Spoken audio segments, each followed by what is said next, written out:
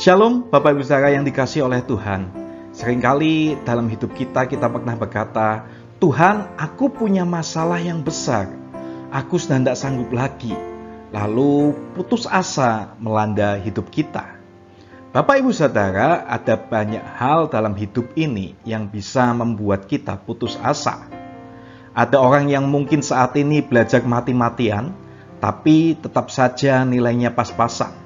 Ada orang yang siang malam berjuang dalam pekerjaan, tapi hasilnya belum juga kelihatan.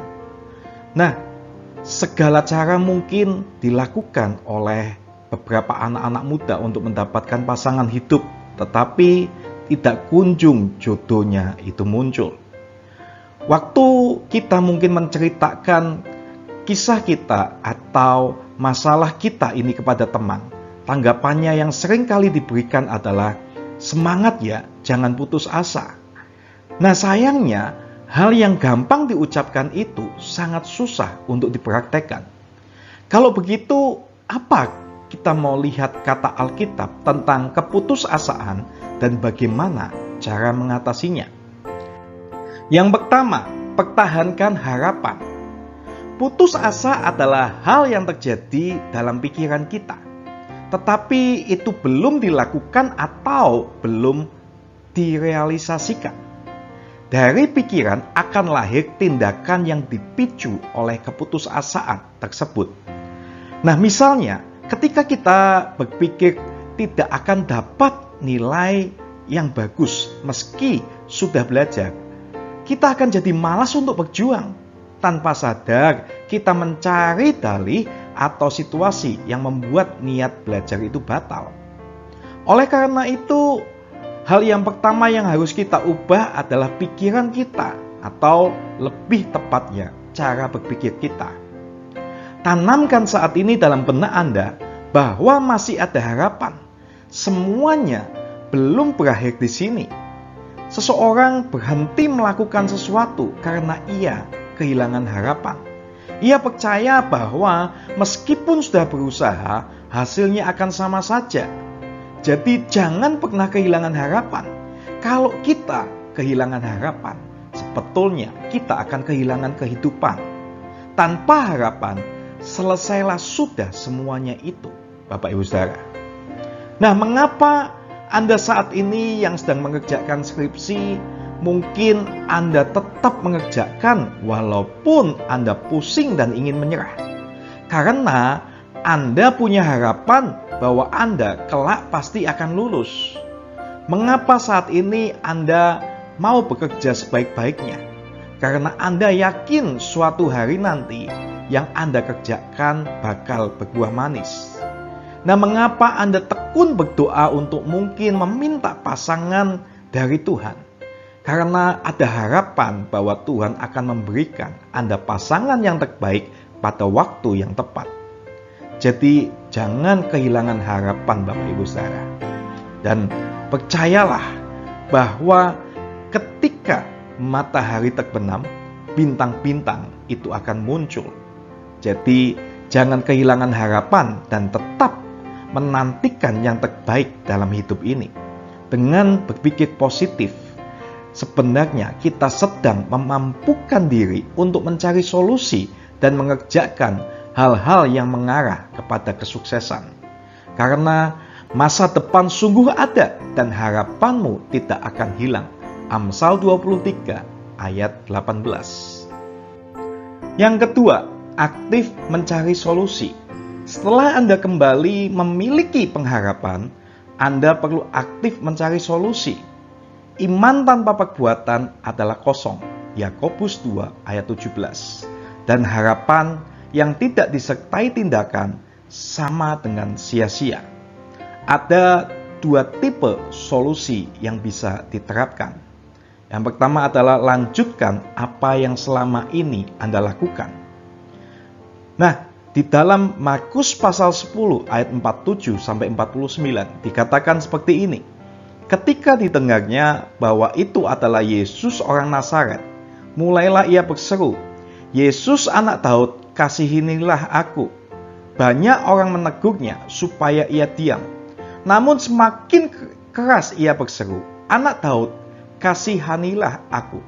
Lalu Yesus berhenti dan berkata, "Panggillah dia." Mereka memanggil orang buta itu dan berkata kepadanya, "Kuatkan hatimu, berdirilah, ia memanggil engkau."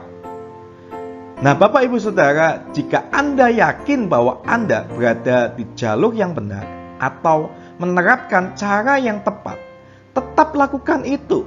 Lakukan lebih sering dan lebih konsisten lagi. Kita lihat di sini cerita tentang Bartimeus. Itu dia sudah menemukan jalan yang benar. Ia menginginkan kesembuhan dan ia berseru kepada orang yang tepat, yaitu Yesus. Ia tahu bahwa Yesus sanggup menyembuhkan dia. Jadi ia terus berteriak memohon belas kasihnya. Meskipun orang lain menyuruhnya diam, Bartimeus tidak putus asa. Bahkan ia berseru lebih keras lagi. Nah, saat ini ketika Anda sudah melakukan apa yang tepat, tetapi hasilnya belum kelihatan, tetaplah lakukan bagian Anda. Suatu hari Anda pasti akan menuai hasilnya. Anda tak akan tahu seberapa dekat hasil itu kalau Anda menyerah. Cobalah sekali lagi dan sekali lagi dan sekali lagi.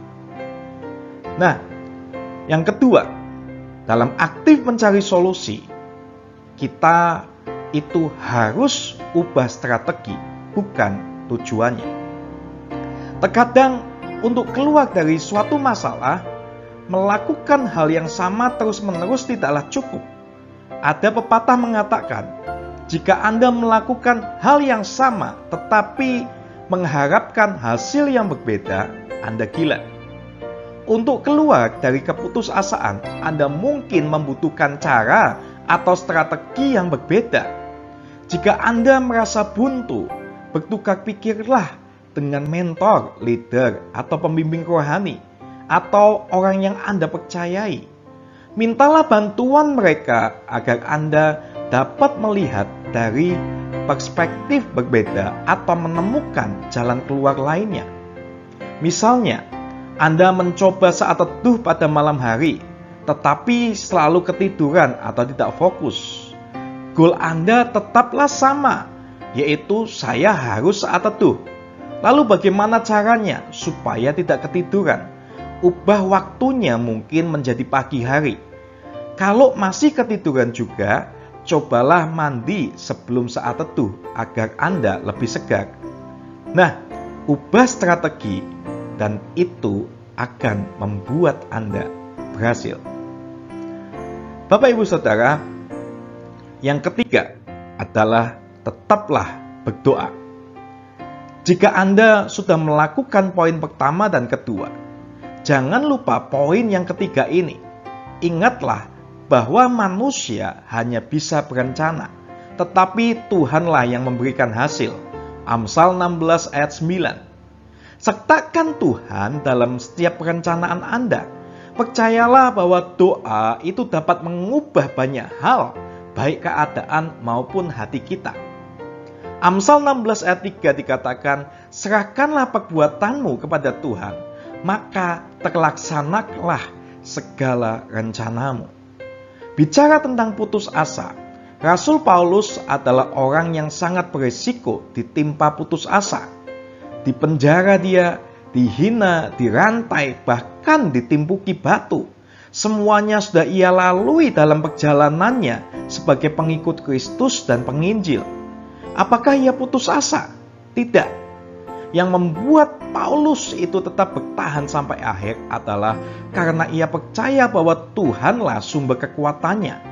Tanpa hubungan yang baik dengan Tuhan, mungkin Paulus sudah menyerah di tengah jalan. Nah, di dalam 2 Korintus 4 ayat 7-9 dikatakan seperti ini. Tetapi harta ini kami punyai dalam bejana tanah liat, supaya nyata bahwa kekuatan yang melimpah-limpah itu berasal dari Allah, bukan dari diri kami. Dalam segala hal kami ditindas, namun tidak terjepit. Kami habis akal, namun tidak putus asa. Kami dianiaya, namun tidak ditinggalkan sendirian. Kami dihempaskan, namun tidak binasa.